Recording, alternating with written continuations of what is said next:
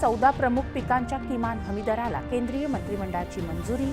सर्व पिकांचे दर खरेदी खर्चापेक्षा 50% अधिक। नागपूर आंतरराष्ट्रीय विमानतळाचं आधुनिकीकरण आणि अद्ययावतीकरण करण्याच्या प्रस्तावालाही मंत्रिमंडळाची मंजुरी। जागतिक परिस्थितीच्या पार्श्वभूमीवर इंधन बचतीसाठी पंतप्रधान नरेंद्र मोदी यांचा पुढाकार। पंतप्रधानांच्या ताफ्यातील वाहनांची संख्या केवळ 2 वर।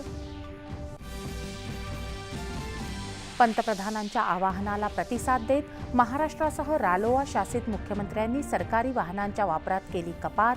मंत्र्यांचे परदेश दौरेही रद्द। नीट परीक्षा पेपर फुटी प्रकरणी सीबीआय तपासाला वेग। नाशिकमधल्या आरोपीसह एकूण 5 संशयितांना अटक। तपासात पूर्ण सहकार्य करण्याची मुख्यमंत्र्यांची ग्वाही। उद्यापासून सुरू होणाऱ्या ब्रिक्स परिषदेसाठी सदस्य देशांचे परराष्ट्र मंत्री भारतात दाखल।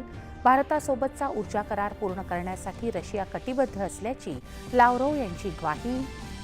चिलीचे परराष्ट्र मंत्री भारत दौऱ्यावर। दोन्ही देशांमधल्या प्रस्तावित मुक्त व्यापार करारातील संधींविषयी पियुष गोयल यांच्यासोबतच्या बैठकीत चर्चा।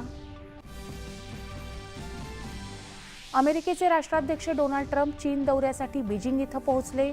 चीनचे राष्ट्राध्यक्ष शी जिनपिंग यांच्यासोबत होणार महत्त्वाची बैठक। तमिळनाडूमध्ये टीव्हीके पक्षाच्या जोसेफ विजय यांनी विधानसभेत 144 मतांसह जिंकला विश्वासदर्शक ठराव। पुदुच्चेरीमध्ये एन रंगासामी यांनी घेतली मुख्यमंत्रीपदाची शपथ। मुख्यमंत्री देवेंद्र फडणवीस यांच्या हस्ते नाशिक त्र्यंबकेश्वर कुंभमेळा 2027 बोधचिन्हाचं मुंबईतल्या कार्यक्रमात अनावरण। आणि थायलंड खुल्या बॅडमिंटन स्पर्धेत भारताच्या पी.व्ही. सिंधू, किदांबी श्रीकांत आणि सात्विक चिराग यांच्या जोडीची विजयी सलामी। नमस्कार।